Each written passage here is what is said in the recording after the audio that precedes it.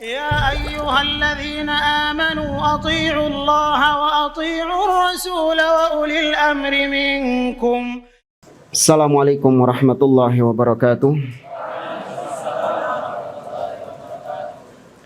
Innal hamdalillahi nahmaduhu wa nasta'inuhu wa nastaghfiruh wa na'udzu billahi ta'ala min shururi anfusina wa min sayyiati a'malina. May yahdihillahu fala mudilla lahu wa may yudlil fala hadiya lahu. Wa asyhadu an la ilaha illallah wahdahu la syarika lahu wa asyhadu anna Muhammadan abduhu wa rasuluh. Ya ayyuhalladzina amanu taqullaha haqqa tuqatih wa la tamutunna illa wa antum muslimun. Ya ayyuhan nasu taqu rabbakumul ladzi khalaqakum min nafsin wahidah wa khalaqa minha zawjaha wa batha minhuma rijalan katsiran wa nisaa'a wattaqullaha alladzi tasaaluna bihi wal arham innallaha kana 'alaikum raqiba. Ya ayyuhalladzina amanu taqullaha wa qulu qawlan sadida yuslih lakum a'malakum wa yaghfir lakum dhunubakum wa may yuti'illaha wa rasulahu faqad faza fawzan 'azima. Amma ba'd. Fa inna asdaqal hadithi kitabullah wa khairal hadi hadi Muhammadin sallallahu alaihi wasallam wa syarrul umuri muhdatsatuha wa kullu muhdatsatin bid'ah wa kullu bid'atin dhalalah wa kullu dhalalatin finnar. Ma'asyiral ikhwah rahimani wa rahimakumullah. Alhamdulillah altaqikum fi ta'liqin yasirin ala kitab Al-Ajwibatil Mufidah an As'ilatil Manahijil Jadidah lil 'Allamah Shalih ibn Fauzan Al-Fauzan hafizahullahu ta'ala. Al-an fi ay su'al? 11. Wa qabla dzalika kaifa halukum ya ikhwan? Khair. Kaifa ayyamu udlatikum? Syabi'tum? Turiduna ziyadah?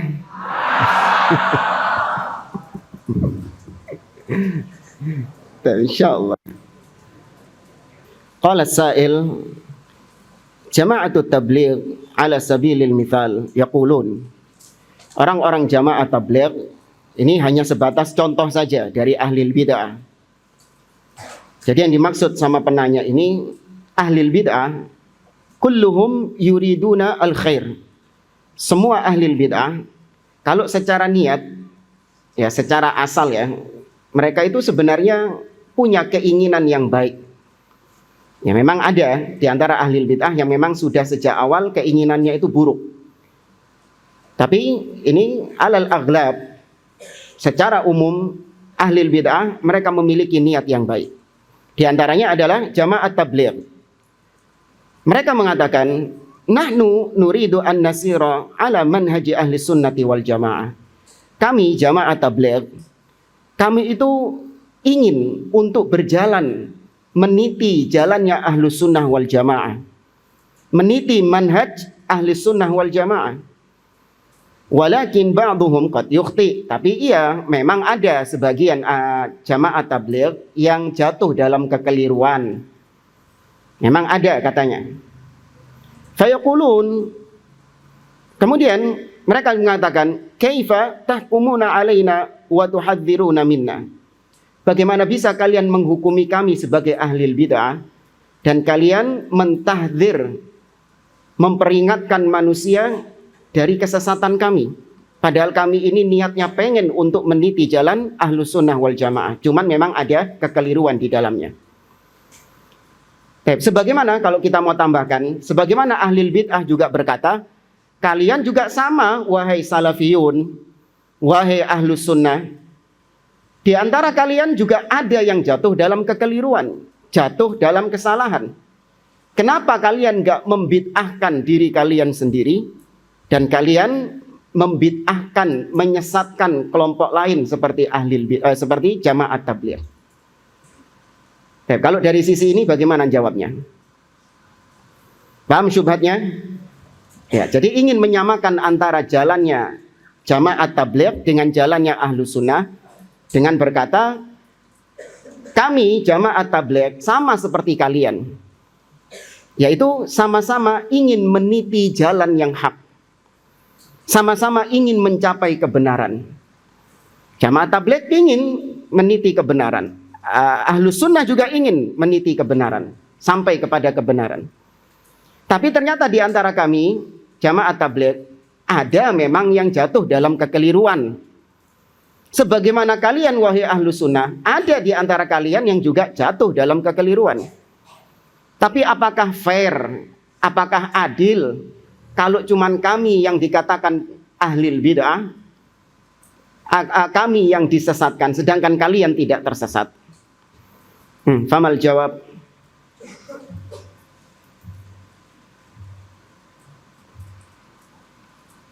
Hadiah.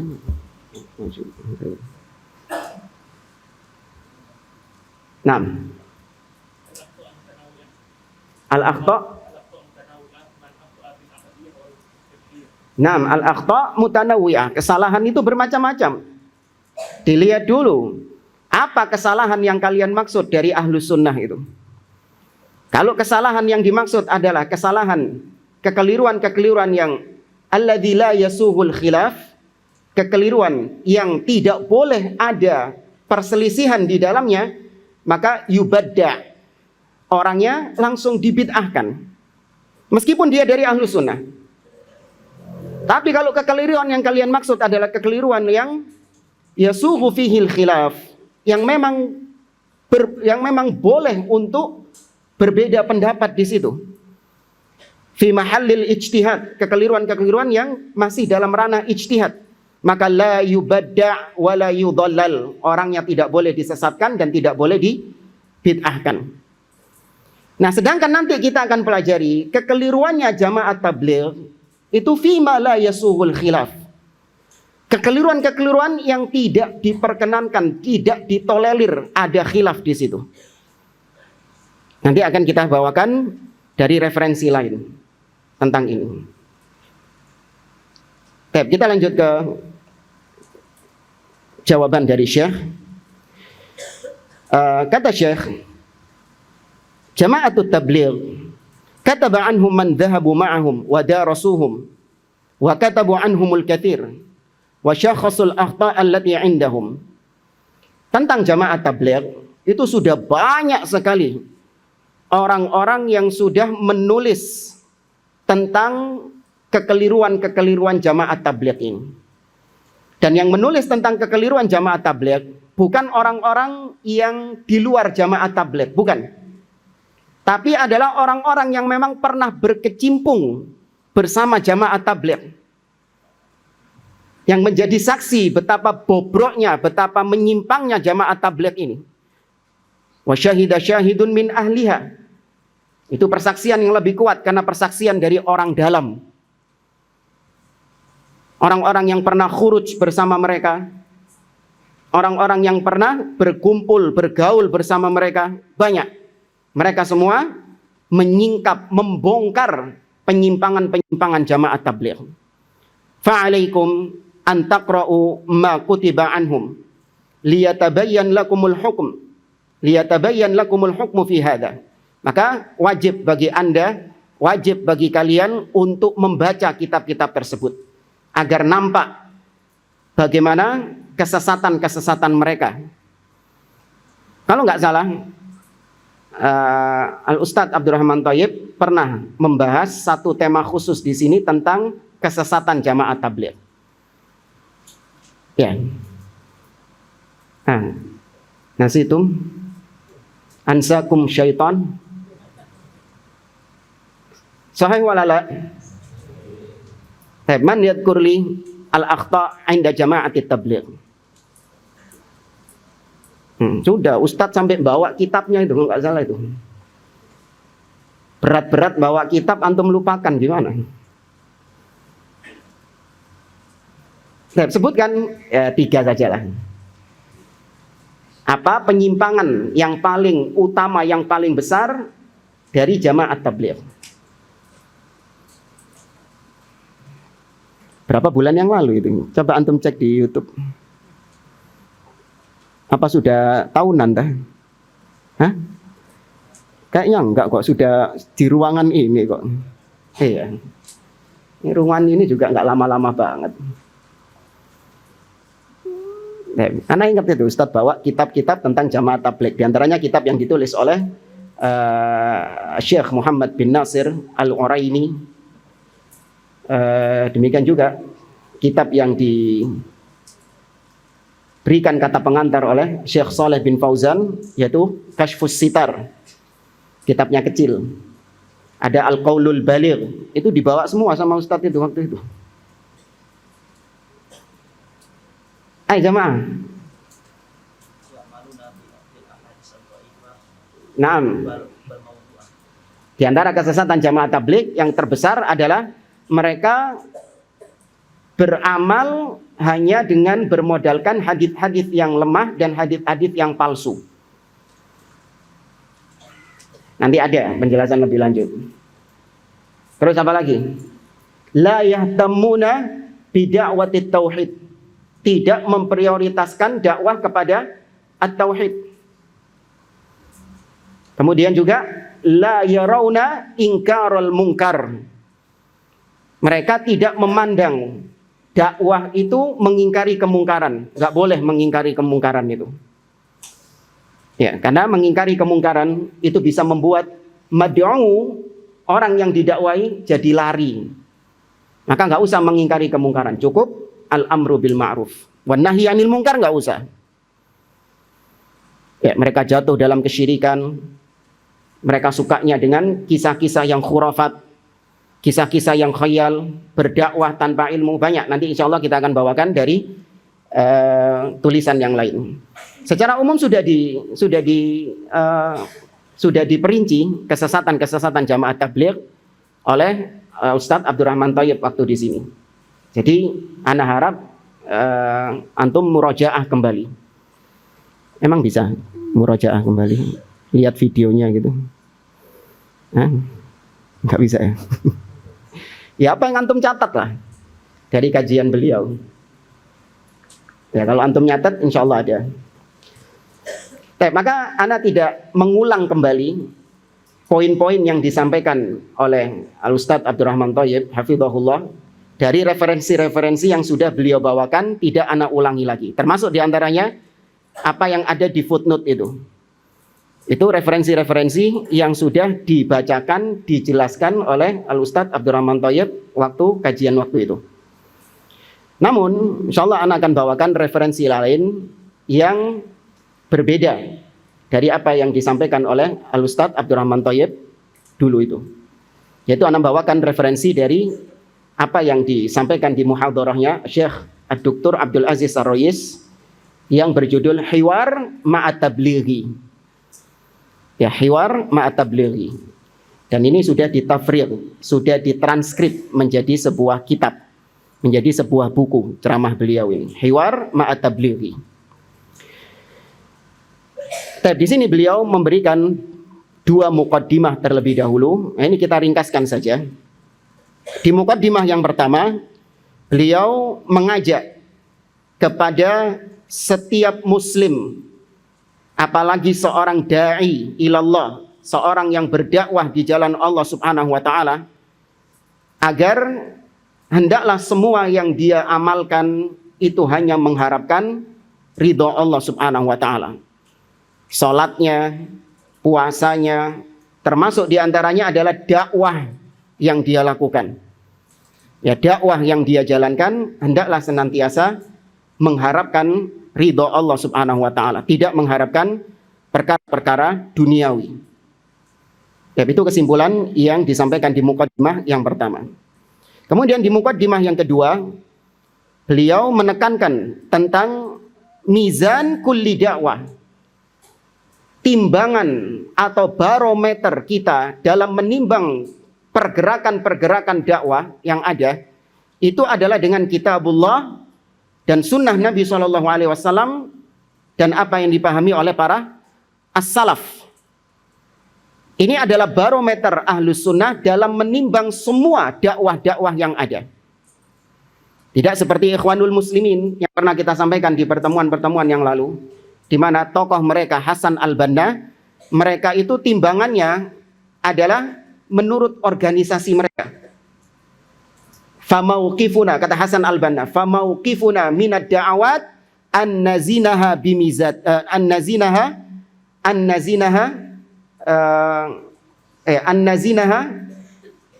bi ahdafina atau kama qala.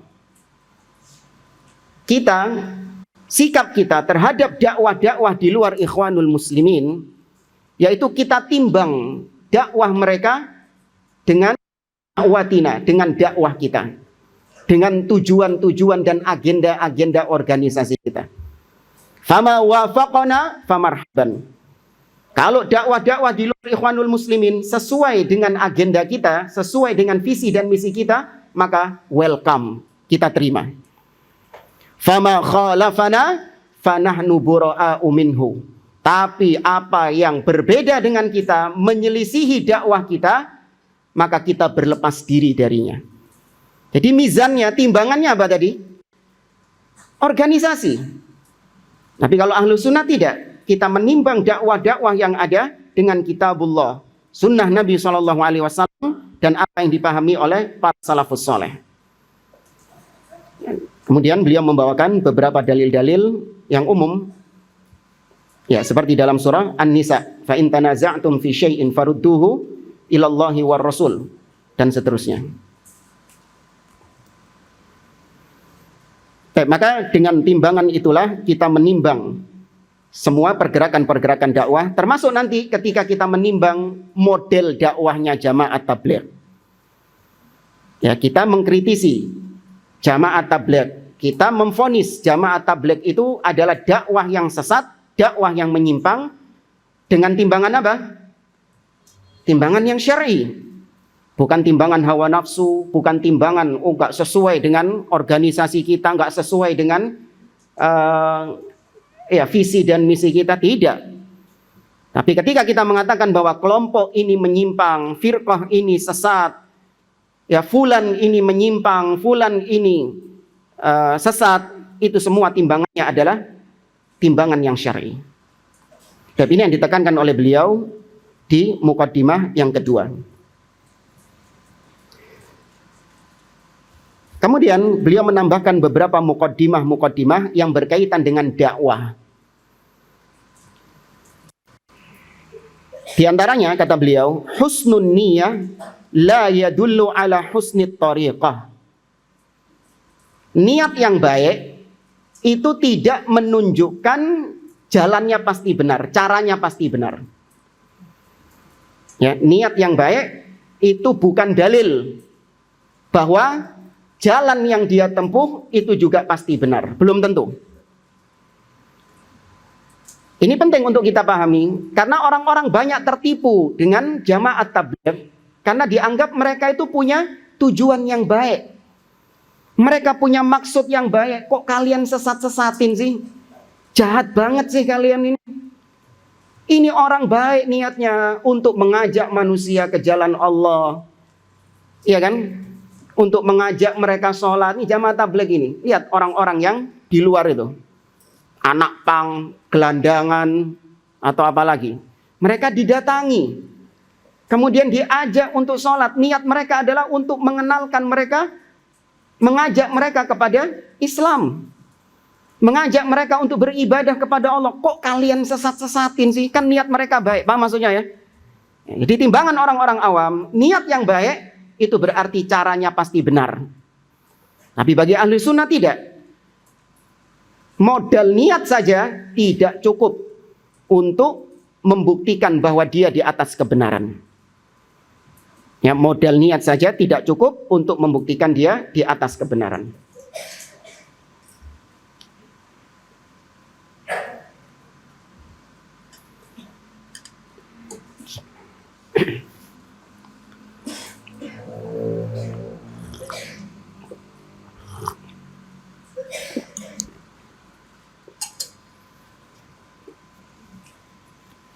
Di antara dalil yang menunjukkan akan hal ini, bahwa niat yang baik itu tidak menunjukkan jalannya pasti baik, adalah kisah Abdullah bin Mas'ud radhiyallahu taala anhu.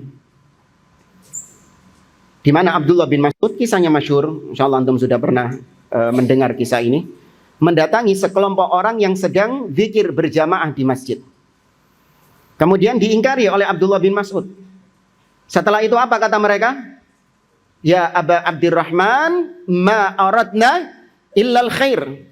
Wahai Abdullah bin Mas'ud, yang kunyahnya Abu Abdurrahman, tidaklah apa yang kita lakukan ini kecuali niat kami adalah untuk mendapatkan kebaikan. Niat kami baik, khair. Tapi kata Abdullah bin Mas'ud, wa kam mim muridin lil khair falan yusibah. Berapa banyak orang-orang yang menginginkan kebaikan, niatnya baik, namun ternyata dia nggak kesampaian, tidak mendapatkan kebaikan yang dia inginkan itu. Karena apa yang salah? Apanya yang salah?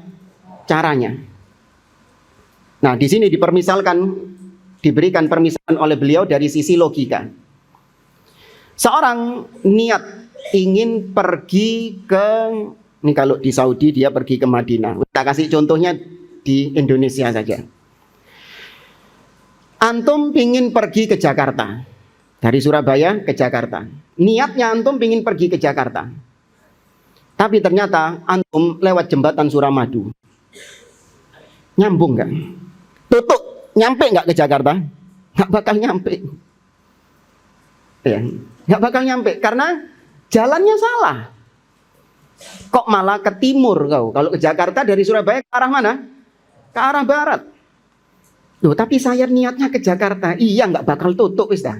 Nggak bakal nyampe kau ke Jakarta itu kalau lewat jembatan Suramadu itu. Ya. Tapi ini permisalan dari beliau secara logis.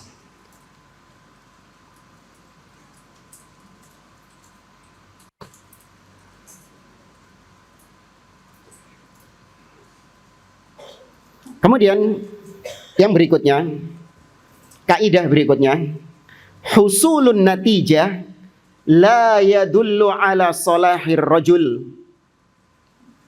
Husulun natijah la yadullu ala salahir rajul wala ala salahid da'wah. Kesuksesan dalam meraih apa yang diinginkan itu belum tentu cara yang digunakan pasti benar. Artinya kesuksesan tidak serta-merta menjadikan caranya pasti, keberhasilan tidak serta-merta menjadikan caranya pasti benar. Ini perlu untuk kita pelajari, perlu untuk kita pahami kaidah ini, karena banyak orang-orang yang tertipu. Jamaat tabligh ini dianggap benar karena dakwahnya sukses mengajak orang. Sukses membuat orang berhenti maksiat. Sukses membuat orang tobat. Sukses membuat orang kembali kepada Allah, datang ke masjid. Itu kan jamaat tabligh. Berarti apa yang dilakukan oleh jamaat tabligh ini benar karena terbukti sukses. Ini pola pikirnya orang-orang awam. Tadi dia nggak pakai timbangan yang apa? Timbangan yang syar'i. Ya, tidak menggunakan timbangan yang syar'i. Diriwayatkan dalam Sahihain, Imam Bukhari dan Imam Muslim meriwayatkan dari Abu Hurairah radhiyallahu taala anhu, Nabi SAW mengatakan, innallaha la yu'ayyidu aw la yansuru hadzal din birrajuli al-fajir. Sesungguhnya Allah Subhanahu wa taala menolong agama ini meskipun dengan orang yang fasik, orang yang fajir, ahli maksiat. Melalui orang yang fasik ini, orang yang ahli maksiat ini, Allah menolong agama ini. Bisa? Bisa. Tapi apakah menunjukkan kemudian maksiatnya ini jadi halal? Tidak. Contoh misalnya, di antara dakwahnya jamaah tabligh adalah berdakwah lewat musik. Seperti yang dilakukan sama tokohnya yang di Indonesia ini, mantan rocker, tobat kemudian jadi dai, jadi ustadz. Salah satu dakwahnya adalah lewat musik, nyanyi dia, nyanyi religi. Dan parahnya, ini tokoh jamaah tabligh ini pernah diundang ngisi di salah satu pondok yang katanya pondok Salafi di Malang sana, di Malang atau di Batu. Ada yang orang Malang di sini? Berapa orang yang orang Malang di sini? Mantap. Ya. Ngisi di depan santri-santrinya, ini santri akhwat, ini ada santri ikhwan, ya, ini sang dai bersama mudirnya ini duduk berdua sambil genjreng gitar. Ini di pondok loh itu, di pondok pesantren, pondok tahfidz Quran. Baik. Ini kalau mau pengen tahu nama pondoknya nanti habis kajian temu ya. Tak kasih tahu sak bukti-buktinya juga. Baik. Nah, di antara dakwah mereka adalah dengan musik. Baik, musik ini ternyata bagi sebagian orang adalah alat atau media, sarana dia untuk mendapatkan hidayah dari Allah Subhanahu wa taala. Dan ketika dia ditanya, kau kok bisa tobat dari maksiat? Kau kan dulu bermaksiat kepada Allah, hidupmu bergelimang dengan dosa. Kau dulu jauh dari agama, kok bisa berubah seperti ini? Iya, saya tobat dari itu semua setelah mendengarkan musiknya fulan ini. Bisa nggak? Mungkin nggak? Mungkin. Namanya hidayah bisa masuk dari manapun. Ini tadi hadisnya, innallaha la yansuru aw la yu'ayyidu hadzal din birrajuli al-fajir. Allah bisa menolong agama ini meskipun dengan orang yang ahli maksiat. Kayak tadi, seorang mendapatkan hidayah dari ahli maksiat, yaitu pemusik-pemusik religi. Bisa. Antum misalnya, ada seseorang misalnya, jangan antum, ada seseorang misalnya dia ahli maksiat. Dia mendapatkan hidayah dari seseorang yang ahli maksiat tapi tertimpa musibah. Ini maling, ngelihat maling digebukin sama warga, tobat dia. Ngelihat maling digebukin sama warga, tobat dia. Berarti maling yang digebukin warga ini adalah sebab hidayah, sebab hidayahnya dia kan? Iya. Tapi apakah ketika ditanya, kok bisa tobat? Iya.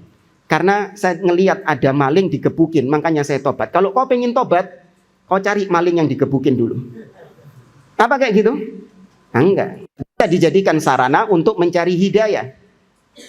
Sama seperti tadi, orang yang berhenti maksiat gara-gara dengerin musik, dia nggak bisa kemudian menjadikan musik sebagai sarana mencari hidayah. Kalau kau pengen dapat hidayah seperti saya, kau dengerin musik ini. Coba dengerin saja, nanti kau dapat hidayah seperti aku. Bisa kayak gitu? Nggak bisa. Ya, hidayah bisa masuk dari pintu mana saja. Tapi mencari hidayah harus dari cara-cara yang benar. Ya, harus dari cara-cara yang benar. Sebagaimana kebenaran itu bisa diterima dari siapapun. Tapi mencari kebenaran harus dari orang-orang yang membawa kebenaran yang hakiki. Ya kan, bedakan antara menerima kebenaran dengan mencari kebenaran. Antum lagi lewat di tempat tumpukan sampah. Ya, lagi lewat tempat tumpukan sampah. Kemudian di situ antum menemukan apa misalnya? Menemukan emas di tempat tumpukan sampah itu. Baik, apakah antum ambil emas itu? Padahal di tempat sampah loh itu. Ya, diambil. Ya, meskipun jangan diambil, diumumkan dulu. Ya. Tapi diamankan dulu lah. Ya. Baik, apakah gara-gara antum nemu emas di tempat sampah, kemudian antum menganggap cari emas itu eker-eker sampah? Ya, karena saya pernah menemukan emas di sini, Ustadz. Eker-eker sampah, gitu? Tidak. Kalau mau cari emas di mana? Tambang atau di toko emas. Ya, itu baru tempatnya emas. Sampah bukan tempatnya emas, cuman kebetulan ada emas di situ. Paham jemaah permisalan ini? Baik, maka seorang sukses itu belum tentu caranya benar. Ya, orang sukses mendapatkan apa yang dia inginkan itu tidak menunjukkan jalan yang ditempuh itu benar. Di sini permisalan yang dibawakan sama Syekh, inna sariq idza saraqa hasala ma yurid. Lakin hadza la yadullu ala sihhati tariqatihi. Ada seorang, dia itu pengen punya harta, punya harta yang banyak. Jalan yang ditempuh sama dia, caranya adalah dengan mencuri. Ketika dia mencuri, dia sukses mendapatkan apa yang dia inginkan, yaitu mendapatkan harta. Baik, keberhasilan dia dalam mendapatkan apa yang dia inginkan, apakah menunjukkan caranya benar? Tidak. Seorang ingin memiliki anak, dia nggak mau kawin, naudzubillah dia berzina. Dengan berzina itu dia memiliki keturunan, dia memiliki anak dari hasil zinanya itu. Berhasil dia, sukses dia menggapai apa yang dia inginkan. Apakah lantas kesuksesan dia menunjukkan caranya jadi benar? Tidak. Maka demikian pula jamaah tabligh. Kalaupun mereka mengatakan dakwahnya jamaah tabligh ini sukses, bisa membuat orang berhenti maksiat, bisa membuat orang bertobat, tetap tidak menunjukkan bahwa mereka di atas kebenaran. Demikian juga ahlu sunnah. Sama seperti ahlu sunnah kebalikannya. Meskipun katakanlah ahlu sunnah ini dakwahnya yang ikut cuman segelintir orang, ya, hanya minoritas yang ikut, itu juga tidak menunjukkan bahwasanya dia di atas kesesatan. Ini sudah pernah sering kita singgung. Tidak ada timbangan kebenaran itu dilihat dari kathratul atba', dari banyaknya pengikut, itu nggak ada. Kebenaran diukur dari muwafaqatu alkitab was sunnah ala fahmi salaf. Kebenaran diukur dari kesesuaiannya dengan kitabullah, dengan sunnah Nabi SAW, dan apa yang dipahami oleh para salaf. Nah,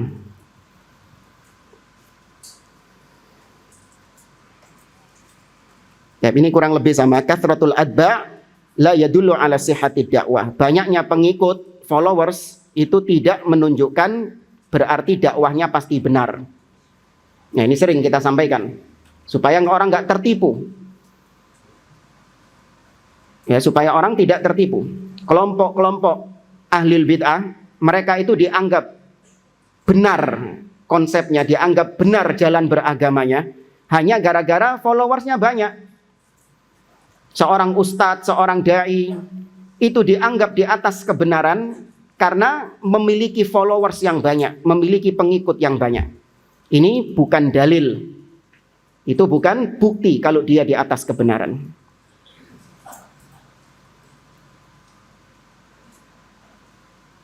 Dan kemudian mukaddimah berikutnya yang disampaikan oleh Syekh, tidak ada jalan atau tidak ada dakwah yang lebih baik daripada dakwah yang dijalankan oleh Rasul Shallallahu Alaihi Wasallam. Ya, tidak ada metode dakwah yang lebih baik daripada apa yang telah diajarkan atau dijalankan oleh Nabi Shallallahu Alaihi Wasallam dan para sahabatnya. Qala Allah Azza wa Jalla, Allah berfirman dalam surat Yusuf, "Qul hadhihi sabili ad'u ilallah ala basiratin ana wa manittaba'ani." Katakan wahai Muhammad, inilah jalanku. Aku mengajak, menyeru manusia kepada Allah. Berarti dakwahnya Nabi itu adalah mengajak manusia ke jalan Allah, yaitu tauhid. Beda nanti dengan dakwahnya jamaah tabligh. Mereka tidak memprioritaskan dakwah kepada tauhid. Ini menyelisihi metode dakwahnya Nabi. Qul hadhihi sabili ad'u ilallah. Aku mengajak manusia untuk beribadah kepada Allah. Tauhid yang diseru. Ala basiratin. Kata Abdullah bin Abbas, ay ala ilmin. Di atas ilmu aku berdakwah itu. Ini juga bantahan kepada jamaah tabligh. Karena jamaah tabligh berdakwah tidak dengan ilmu. Baru tobat dari maksiat langsung khuruj. Baru tobat dari artis, penyanyi, ya, baru tobat dari pezina, baru tobat masih seger-seger, langsung diajak khuruj, berdakwah. Ini menyelisihi metode dakwahnya Nabi.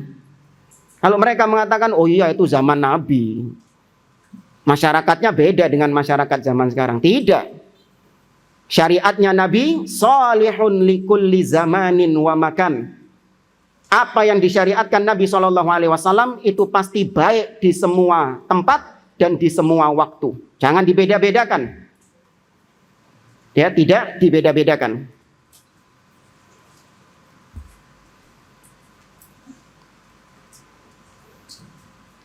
Oke, maka dengan demikian dakwah para nabi, dakwah Nabi Muhammad SAW itulah dakwah yang terbaik, dan dakwahnya Nabi adalah memprioritaskan dakwah pada tauhid.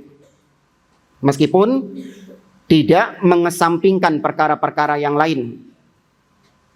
Ya, tidak mengesampingkan masalah-masalah yang lain, namun tetap porosnya, intinya itu adalah tauhid. Karena itulah dakwahnya Nabi SAW. Bahkan di sini beliau membawakan riwayat di dalam Sahih Muslim dari Aisyah radhiyallahu taala anha. Beliau menceritakan tentang bagaimana perhatian Nabi terhadap dakwah tauhid. Sampai ketika Nabi tatkala sakit keras, 5 hari sebelum Nabi SAW wafat, Nabi masih sempat-sempatnya berdakwah kepada tauhid. Nabi masih sempat-sempatnya memperingatkan sahabat dari kesyirikan.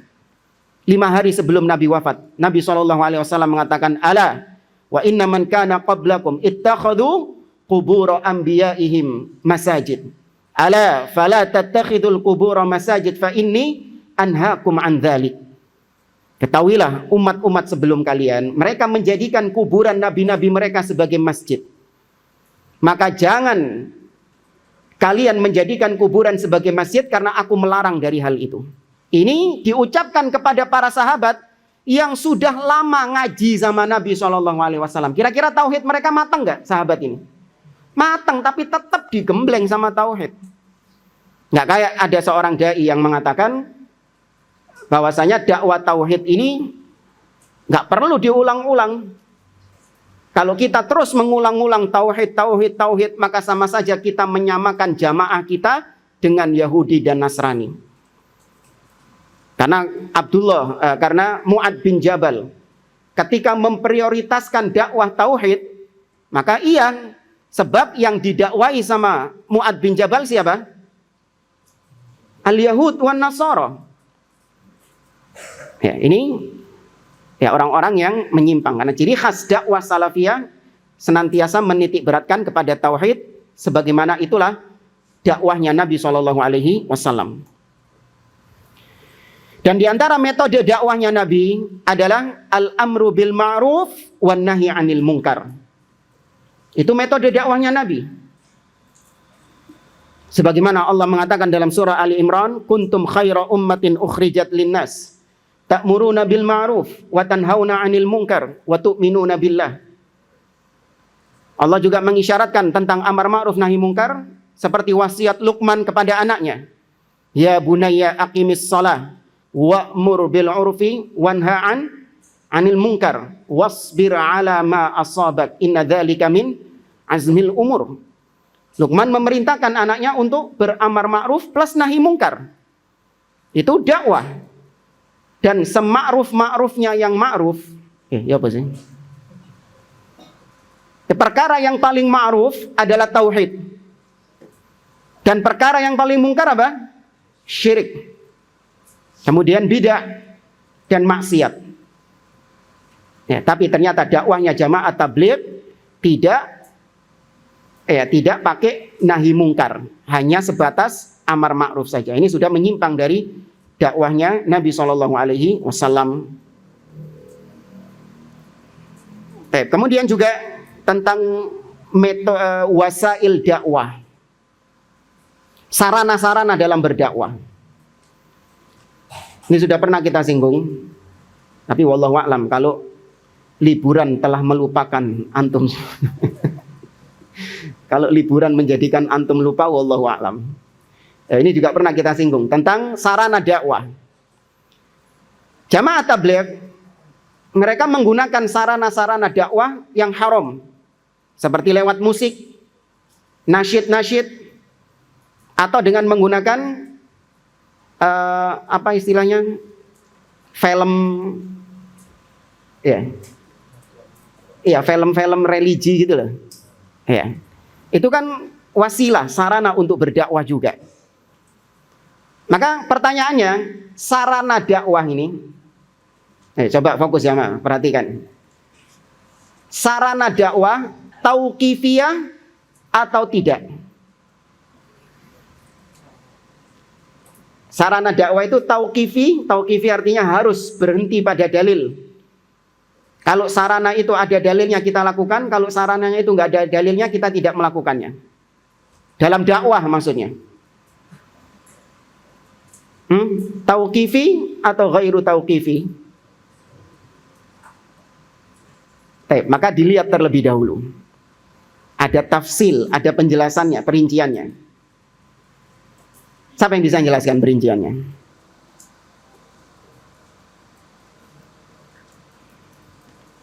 Ada dua.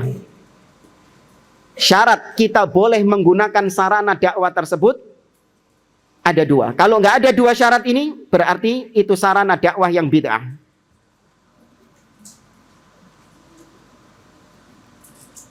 Yang pertama, in kanal muqtadi mawjudan fi zamanin Nabi sallallahu alaihi wasallam wala yamna'uhul mani'. Kalau motivasinya ada di zaman Nabi sallallahu alaihi wasallam dan juga tidak ada yang menghalangi Nabi untuk pakai sarana itu, maka apabila dilakukan oleh orang setelahnya, apa hukumnya? Antum nggak fokus. Makanya tadi konsentrasi.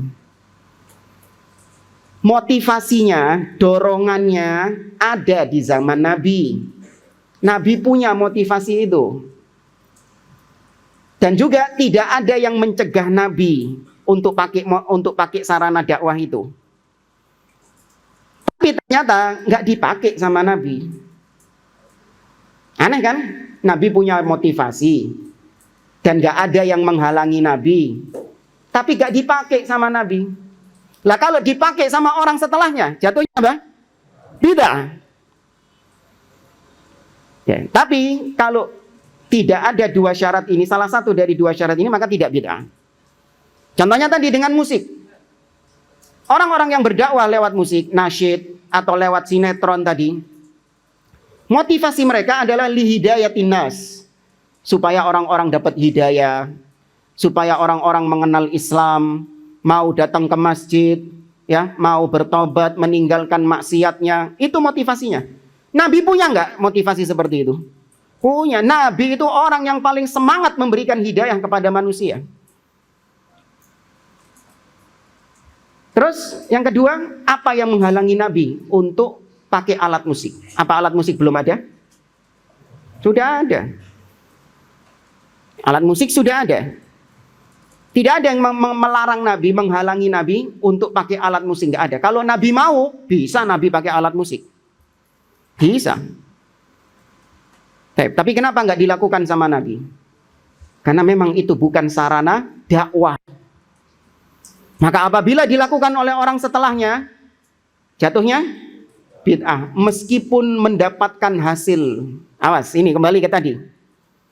Meskipun mendapatkan hasil. Karena ahlu sunnah yang dilihat prosesnya, jangan hasilnya.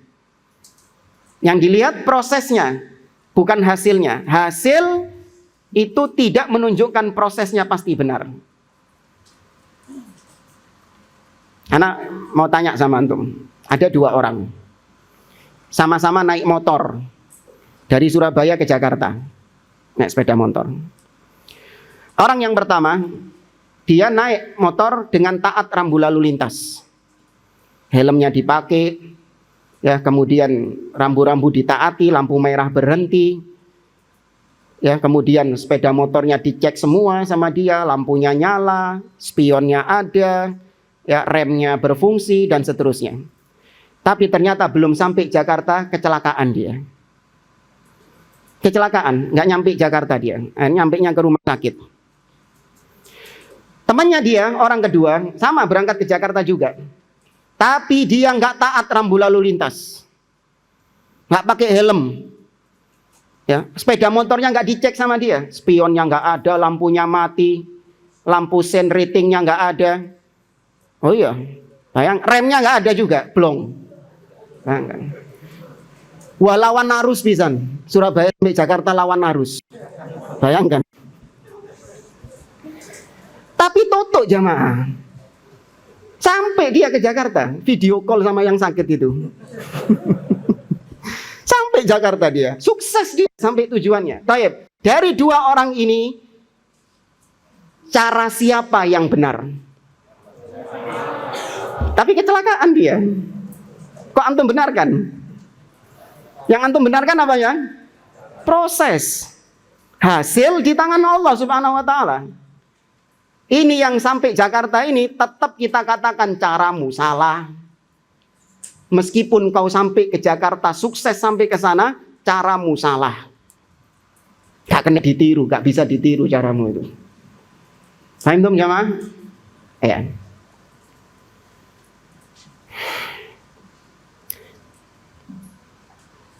Kita singkat saja ke pembahasan berikutnya tentang muassis Jama'atit Tabligh dan juga tentang kitab inti mereka, yaitu Tablighi Nisab. Itu kitab pegangannya Jama'at Tabligh, Tablighi Nisab.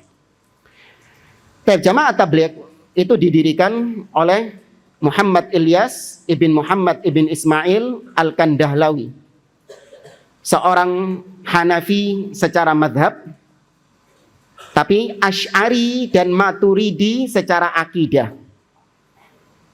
Ya, secara madhab fikih dia penganut madhab Hanafi, tapi secara akidah dia Asy'ari dan Maturidi. As-Sufi Thariqatan. Nah, sedangkan tarekatnya, jalannya itu adalah Sufi. Ini juga diisyaratkan oleh di kitab Al-Ajwibatul Mufidah. Antum lihat di halaman 33 di Al-Ajwibatul Mufidah. Di footnote, ya di footnote itu juga dijelaskan. Wa qala aidan aqidatuha ay at-tabligh ahnafun fil madhabil fiqhi. Jama'at Tabligh itu Hanafi dalam fikihnya. Asy'ariyatun Maturidiyatun fil aqidah.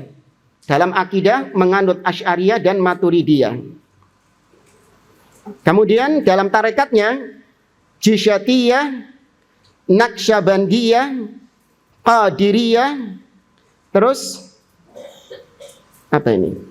Suharwiyah, bukan Suharwiyah. Apa ini bacanya ini? Sahrawardiyah. Ini nama tarekat-tarekat apa? Nama tarekat-tarekatnya Sufi. Yang paling familiar cuma satu, Naqsyabandiyah. Ini lain-lain ini opo, tidak paham. Ya, intinya mereka ya semua adalah tarekat-tarekat Sufi yang menyimpang. Itu Jama'at Tabligh. Jadi Jama'at Tabligh ini adalah Sufi. Meskipun kalau lihat dohirnya itu, wah, jenggotan juga Ustadz. Celananya juga apa? Nggak isbal juga, iya. Dohirnya seperti itu. Makanya jangan ngelihat dari penampilan. Jangan tertipu dengan penampilan, tapi lihat hakikatnya. Saya kembali ke kitab Hiwar Ma'at Tablighi. Beliau menyebutkan di sini tentang profil Muhammad Ilyas Kandahlawi, di mana dia adalah seorang Sufi. Nah, ini ada yang menarik di sini. Muhammad Ilyas ini pendirinya Jama'at Tabligh. Kata beliau, huwa muassisu hadhil jamaah yajlis fil khalwah inda qabri Syekh Nuri Muhammad Al-Baidani. Kerjaannya itu suka duduk-duduk di kuburannya Syekh Nur Muhammad Al-Baidani. Duduk-duduk di kuburan, majlas di kuburan. Ya, ini kuburiun, memang pendirinya itu kuburiun, seorang kuburiun, pengagung kuburan. Nah, kata beliau, inilah kondisi dari Muhammad Ilyas Kandahlawi, pendirinya Jamaat Tabligh. Lah kalau kondisinya pemimpinnya, pendirinya saja seperti ini kengeriannya, mengerikannya, maka bagaimana lagi dengan pengikut-pengikutnya? Ya, bagaimana pengikut-pengikutnya?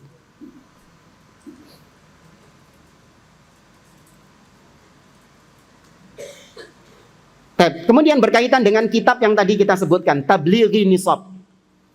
Di antara kesesatan yang ada dalam kitab Tablighi Nisab, ini juga disampaikan oleh Ustaz Abdurrahman Thayyib ya, tapi nggak apa, kita singkat saja. Di antara kesesatan yang ada di dalamnya, al-hathu 'ala safar ilal Madinatin Nabawiyah bi qasdi ziyarati qabri Rasulillah sallallahu alaihi wasallam ba'dal hajj. Ada anjuran dalam kitab Tablighi Nisab, kitab pegangannya Jamaah Tabligh, agar kaum muslimin melakukan safar, wisata religi ke kota Madinah dengan tujuan menziarahi kubur Nabi SAW setelah mereka selesai melaksanakan haji. Nah, ini tadi di antara kesesatan Jamaah Tabligh, suka berpegang dengan hadis-hadis palsu, bersandar pada hadis-hadis palsu. Ada hadis yang mengatakan man hajja falam yazurni faqad jafani. Barang siapa yang berhaji tapi dia tidak mengunjungiku, maka dia telah kurang adab kepadaku, istilahnya. Ya, dia telah kurang ajar kepadaku. Maka hadis ini tidak ada dasarnya, alias maudhu'. Tapi dijadikan pegangan sama Jamaah Tabligh. Ya. Padahal namanya ibadah haji, ada nggak prosesi salah satu ibadah haji itu di Madinah? Hah? Ada nggak prosesi ibadah haji di kota Madinah? Nggak ada. Semua prosesi ibadah haji ada di Mekah. Nggak ada di kota Madinah. Ya, cuman memang kadang sebagian orang selesai haji ke Madinah, ya hanya sebatas mengunjungi Madinah, tapi sudah tidak dimasukkan dalam rangkaian ibadah apa? Ibadah haji, enggak. Dan bahkan berangkat ke Madinah dengan tujuan untuk menziarahi kubur Nabi SAW itu bid'ah di dalam agama. Awas, jangan dipotong. Ya, ke Madinah dengan tujuan utama adalah kubur Nabi SAW, itu termasuk di antara larangan Nabi untuk safar kecuali ketiga masjid. La tushaddur rihal illa ila thalathati masajid. Masjidil Haram wa masjidi hada wal masjid wa masjid Al-Aqsa. Tidak ada kubur Nabi SAW. Maka yang sahih adalah ketika antum safar ke Madinah, maka niat antum adalah untuk mengunjungi apanya? Masjid. Untuk mengunjungi masjid.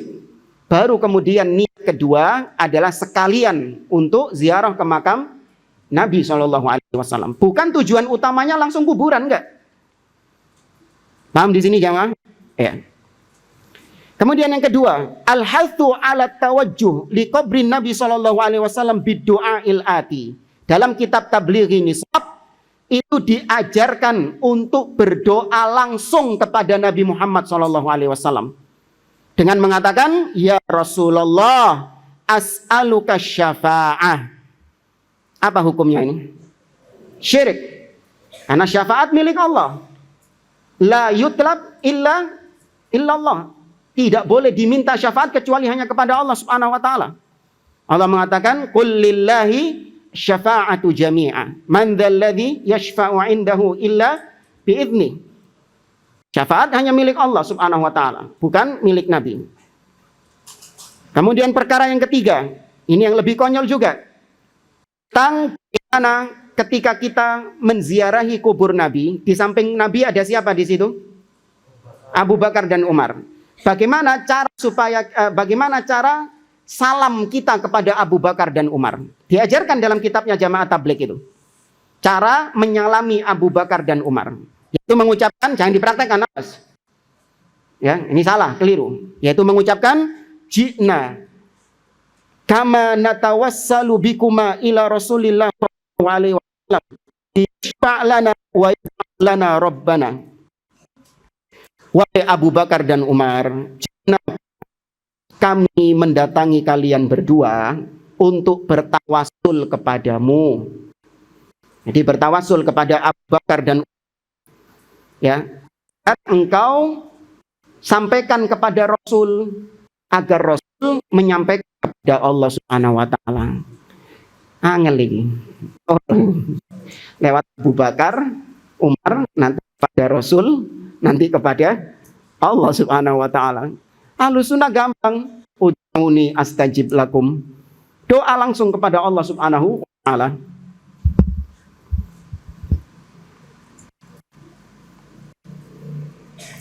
Ini yang lebih konyol lagi, yaitu dalam kitab Tablighi Nishab disebutkan kisah yang konyol luar biasa. Bahwasanya anna Nabiyya sallallahu alaihi wasallam akhraja yadahu min qabrihi liyatamakkan Asy-Syaikh Ahmad Ar-Rifai fil qarni sadis al-Hijri min takbiliha ala mar'a min tis'ina alfi muslim. Dalam kitab Tablighi Nishab ada sebuah kisah Nabi itu pernah mengeluarkan tangannya dari kuburan. Bayangkan, Nabi mengeluarkan tangannya dari kuburan supaya bisa menyalami syekhnya jamaah tabligh yang bernama Syekh Ahmad Ar-Rifai. Belain Nabi mengeluarin tangan dari kuburan supaya bisa salaman sama ini. Sopo ini, kenal juga enggak.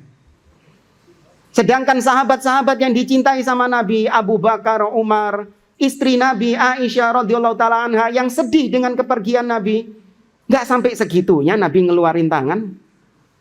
Ada orang majhul namanya Syekh Ahmad Rifai datang ke kuburan Nabi, lah kok bela-belain Nabi ngeluarin tangannya buat apa? Siapa Anda ini? Ini secara akal aja sudah apa? Iya, sama Aisyah Nabi nggak pernah ngeluarin tangannya. Hah? Dan itu ditiru. Ada seorang dai sufi juga yang pernah menceritakan bahwa ketika ulun ke makam Nabi, maka makam Nabi bergetar. Ya, ada itu gitu. Maka makam Nabi bergetar. Kemudian keluarlah baginda Nabi. Ini bukan tangannya tok, semua keluar Nabinya. Ya, ini orang-orang sufi itu paling pinter kalau ngarang-ngarang gitu itu. Ya, yang lucu-lucu kadang. Dan banyak yang percaya, itu herannya itu. Ini kondisi masyarakat plus 62 ini. Ya. Percaya sama gitu-gitu. Dongeng-dongengnya sufi-sufi ini. Ada seorang wali. Ya, ada seorang wali. Wali ini tapi dia itu suka minum khamr. Ada wali suka minum khamr. Ketika dia ditegur sama salah satu orang, kenapa kau minum khamr? Orang ini nggak tahu kalau dia wali. Ternyata setelah dibuka mulutnya, ternyata dia melihat Ka'bah di dalamnya. Iya. Ana dengar cerita itu geleng-geleng. Dan Ana baca komen-komennya itu, subhanallah. Subhanallah, Masya Allah. Ya, demikianlah wali-wali Allah. Gitu. Anda ngenes juga. Kondisi kaum muslimin di plus 62 itu. Itu kualitasnya gitu. Maka kok bisa ada dai-dai yang sudah mulai menyepelekan dakwah tauhid. Kondisi kaum musliminnya model-model kayak gitu, malah gembosi dakwah tauhid.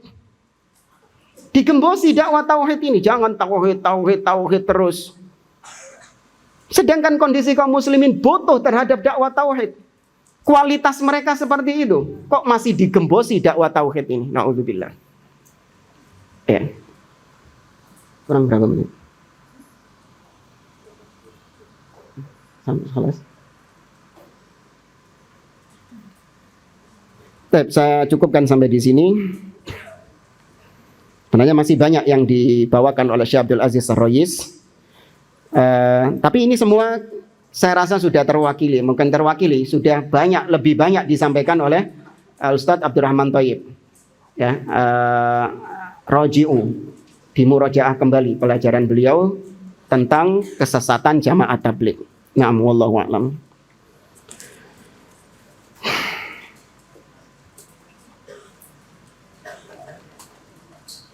Bagaimana akidah Imam Zarnuji, penulis kitab Ta'lim al-Muta'allim? Wallahu a'lam. Ana nggak tahu. Tanya ke Ustaz Abdurrahman Thayyib aja.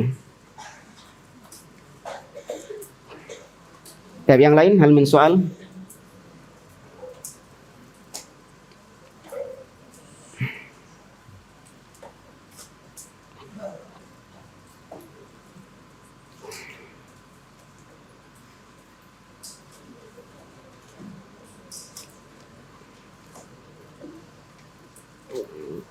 Kalau enggak, ini Ana sampaikan poin-poinnya saja, enggak Ana jelaskan. Antum catat kesesatan-kesesatan jamaah tabligh.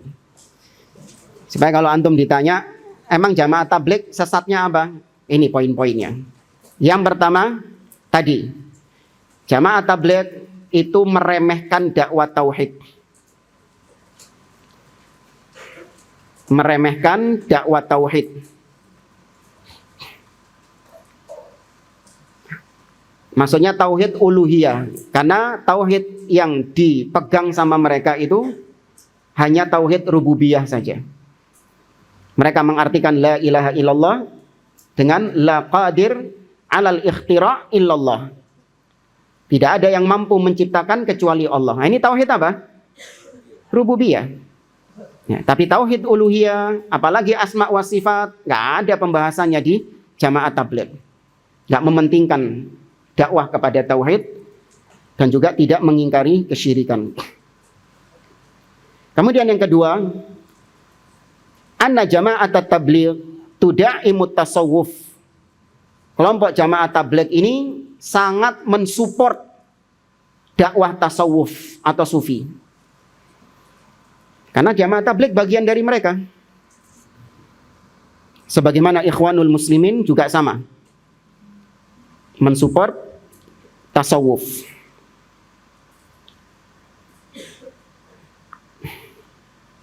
Kemudian kesesatan yang ketiga, iqsa'u da'watil haq, yaitu suka menjauhkan manusia dari dakwah yang hak. Ya, suka menjauhkan manusia dari dakwah yang hak.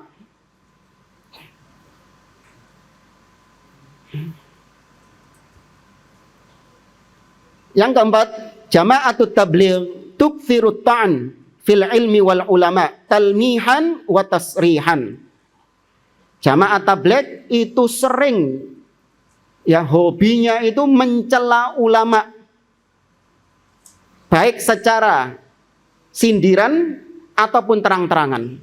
Contoh, dai yang tadi kita sebutkan mantan rocker itu, dai-nya jamaah tabligh itu, dia pernah mengatakan bukan hanya mencela ulama, tapi bahkan Rasul SAW yang dicela. Kata dia, berdakwah tanpa ilmu itu boleh, nggak apa-apa. Karena Nabi juga berdakwah tanpa ilmu. So, perhatikan. Ini secara makna ya. Ya, secara makna. Kata dia, kalau Nabi Musa itu dapat Taurat dulu, baru kemudian berdakwah. Ya, Tauratnya lengkap dulu, baru kemudian berdakwah.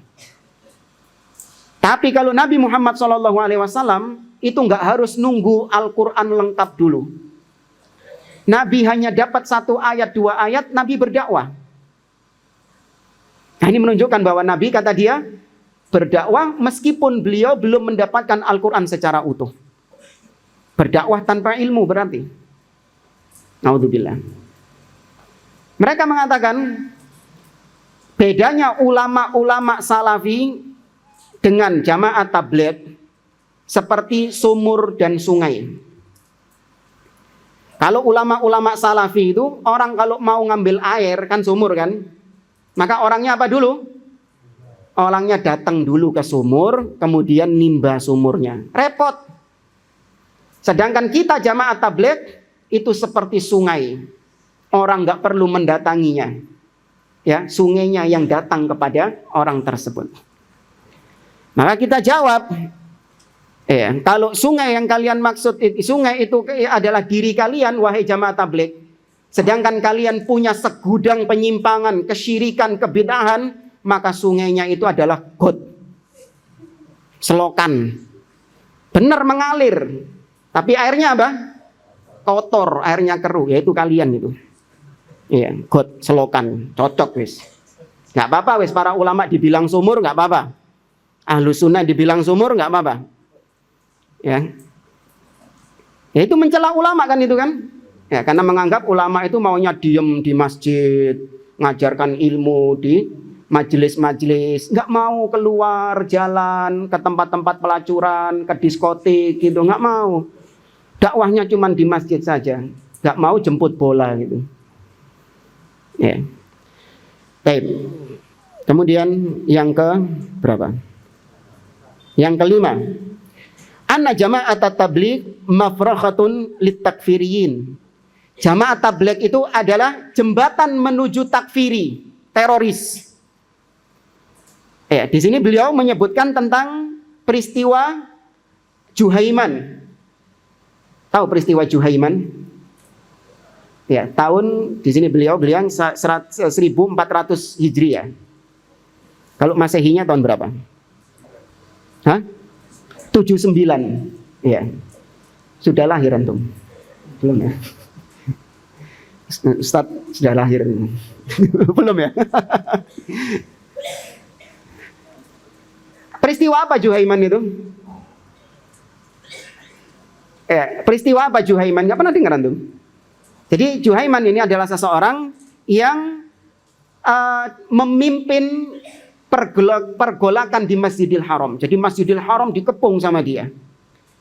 Anak sendiri nggak tahu, belum lahir juga sih. Ngelihat sejarah. Masjidil Haram dikepung sama dia. Jamaah-jamaah yang lagi tawaf, lagi beribadah di sana, disandra semuanya. Disandra semuanya. Tujuannya untuk menggulingkan kerajaan Arab Saudi ketika itu. Banyak yang tewas, sebutkan sekitar 110-an orang gitu. Tewas di situ. Dan ratusan lebih banyak lagi luka-luka. Ketika anggota-anggotanya Juhaiman ini ditangkap, ternyata mereka ini dulunya adalah mantan jamaah tabligh. Mereka ini dulunya adalah mantan jamaah tabligh. Karena jamaah tabligh hanya mengajarkan kepada kebaikan, tapi orangnya tidak mendapatkan kebaikan itu. Ngajak kepada hidayah, terus habis itu diculno, dilepaskan. Akhirnya mereka tersesat kepada kelompok-kelompok yang lebih parah daripada jamaah tabligh itu.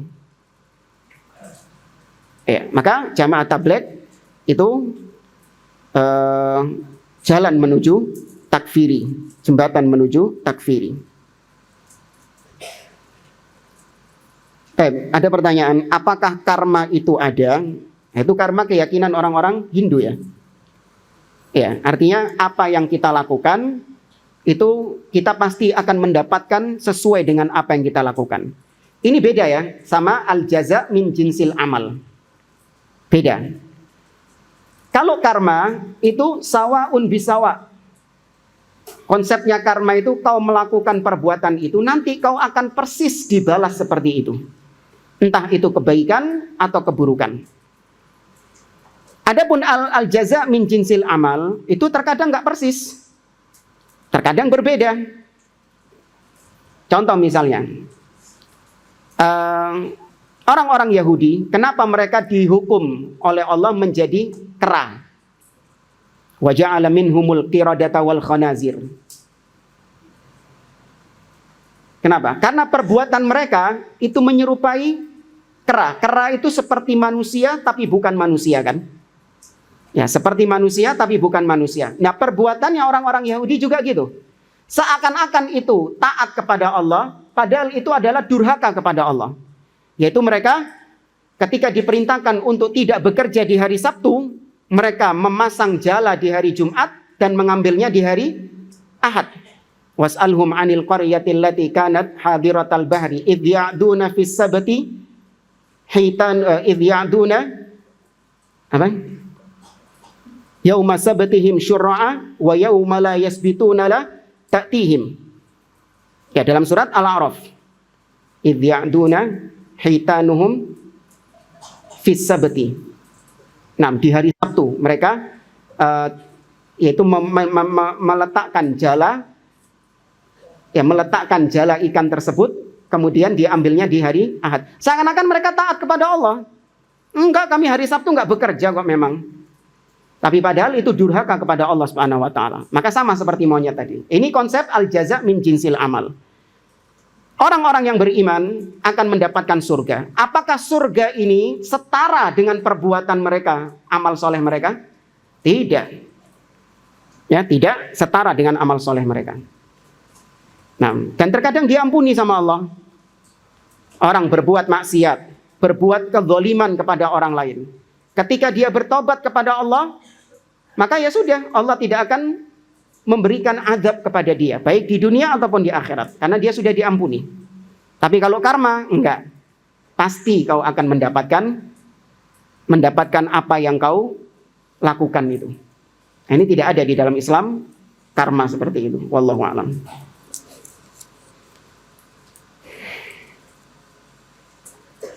Cukup jamaah? Naktafi bihadza wallahu a'lam bis-shawab. Aqulu qawli hadza wa sallallahu ala nabiyyina Muhammad wa ala alihi wa sahbihi ajma'in. Wa akhiru da'wana anil hamdulillahi rabbil alamin wa jazakumullahu khairan. Assalamualaikum warahmatullahi